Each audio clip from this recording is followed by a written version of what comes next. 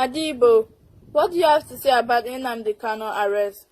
Point of correction, Nnamdi Kanu was not arrested. He was adopted. The last time I checked, he was adopted.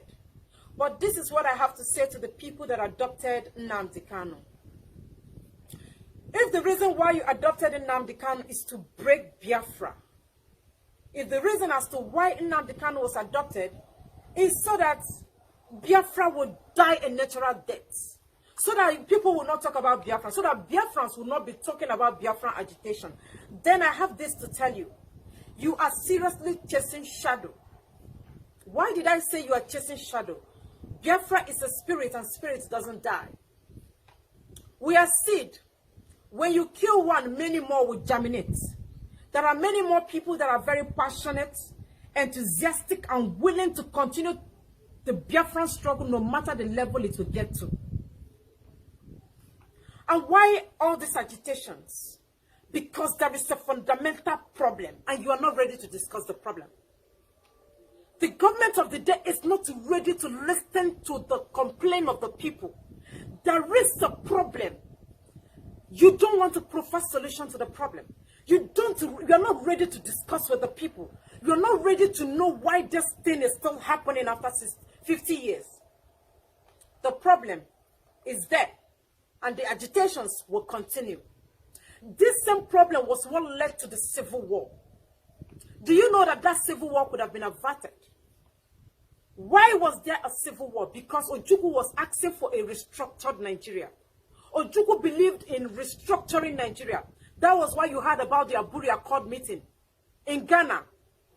Ojukwu and Gowon was supposed to have a meeting where Nigeria would be restructured. Unfortunately, Gowon betrayed Ojukwu and the restructure did not happen. That was why Ojukwu went to the east and declared Biafra. That erupted, that brought about the civil war. Why? Because Ojukwu believed so much in confederation. Because he had already preempted what is happening today. That was why from ab initio he was calling for a restructured Nigeria. A confederation system of governments where every tribe will go to their region and develop their region. Go to your region and use the resources of your region and make your region sustainable and viable. A confederation is a system of government where every region will govern, protect their region, have state police, have state army, decide what happened to them, decide their fate, give jobs to their youth, provide electricity, make the roads accessible. That is the kind of government Ojukwu was asking for. Why? Because he knew that this system is not going to favor any woman.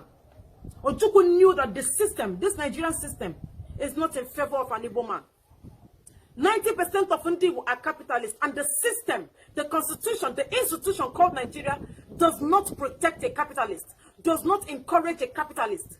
That is why you are seeing about all these agitations. Now let me ask again, why are people agitating? People are agitating because there is no fairness, there is no justice, there is no equity, and there is no equality. If there is fairness, if there is equity and equality, I want somebody to tell me why a bandit, in a viral video that I watched, which I know many of you must have watched, a bandit was carrying AK-47, and in that video, he was speaking Hausa, saying in Hausa language that he has killed a lot of soldiers, that any soldier that come his way, he crushed all of them. And in that video, I saw government officials standing before him, even police and army were cheering him up.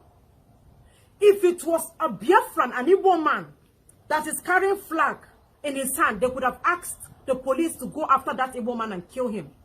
Because there is no fairness, there is no justice, and there is no equity. Meaning that the government of Nigeria is lopsided. There are some people that should kill and they will be pampered, while the other ones, once they carry flag, they will be killed. That is why people are agitating, and the agitation will not stop. The agitation will go from generation to generation. It doesn't matter whether you kill many more people, imprison many more people. The truth is that at the end, the people will be free. Now, why are people agitating? Why are people passionate about living Nigeria? Because of high marginalization. This system called Nigeria is not favoring any woman. Igbo people have suffered in the name of one Nigeria. Whether you believe it or not, Ndi will have suffered because of this one Nigeria. because of an institution, because of the system, is not favoring Igbo. Serious marginalization. They can't do anything and involve an Igbo man. If they are holding a meeting, Igbo will be excluded from the meeting. If there's an appointment, Igbo will be excluded from the appointment. That was why that civil war happened. I won't go back to the civil war. Now, why are people agitating? Because of that 1999 constitution. That constitution is not in favor of that average man that is on the street. That constitution is not favoring that small girl that is going to school. That constitution is not favoring that our aged parents that are supposed to be receiving their gratuity. People are agitating because immunity is covering all the state governors, all the senators. Haven't you seen that a governor, after 8 years of his tenure, they will say that this governor did not pay workers' salary. This governor did not build roads. This governor has been looting his state. Instead of that governor to be prosecuted and imprisoned or jailed, this governor will go again and contest for Senate seat, and he will win. Tomorrow they will tell you that DSS just arrested this governor. After 3 or 4 calls, the governor will be released, and that case will be swept under the carpet at the detriment of the people. That is why people are agitating. People are agitating because there is no standard hospital. There is no standard road. All the roads that they are building, all the roads they've been awarding, is amateur roads that they are building. And when people go to that same road, people will die. People are agitating because there is no plans on how the youth should be given job. That is why they are talking about empower. When you graduate as a youth, when you graduate after spending many years in school, they will tell you that the only job left for you is empower. Just sit down, they will give you 20,000. So I want you to tell me, in a situation like this, why won't people agitate? When the common man doesn't have hope. People are agitating because when you don't give people food to eat, the economy is not sustainable again. People are hungry, they are committing suicide and dying. And now when they come out to protest, you will take police and army to wage a war against them. You will tell police and army to shoot anybody that is protesting. Meanwhile, the last time I checked, Nigeria is practicing democracy and not autocratic system of government. That is why people are agitating. Now, what kind of government do I want? What is the government of my dream? What is the country of my dream? The government of my dream is the government of fairness, equity, justice, and equality. The government of my dream is the government that is willing to build standard hospital, a government of checks and balances, a government that will jail and persecute any looter, a government that is not lopsided in their judgments, a government that is not lopsided when it comes to rule of law, a government of all, a government that is protecting the interest, the right of mother and child, a government that will not kill somebody that is carrying flag and protect and pamper a man that is carrying AK-47. A government that is willing to talk about the epileptic electricity of Nigeria. For more than 50 years, 100 years, nothing like electricity, and nobody is willing to discuss it. I know Nigerian government, they are not willing to discuss this. That is the government of my dream. A government that is willing to accommodate everybody. A government that have listening ears. And unfortunately, Nigeria in its capacity as the giant of Africa cannot give me and millions of many more Nigerians that kind of government and that kind of country that I am admiring. So that is why I am using this opportunity to call on the lawmakers of Nigeria, the senators and the House of Representative members, as a matter of urgency. I want you people to include referendum in the Constitution. There should be amendment of the Constitution. That Constitution is not favoring anybody. You have to amend the Constitution so that I will decide my fate as to whether I want to remain a Nigerian or not. It is my fundamental human right to decide whether I want to stay in Nigeria or not. I am calling on the NAS. I'm calling on the lawmakers in Nigeria. Amend the Constitution. Amend Nigerian Constitution. 1999 Constitution is not favoring anybody.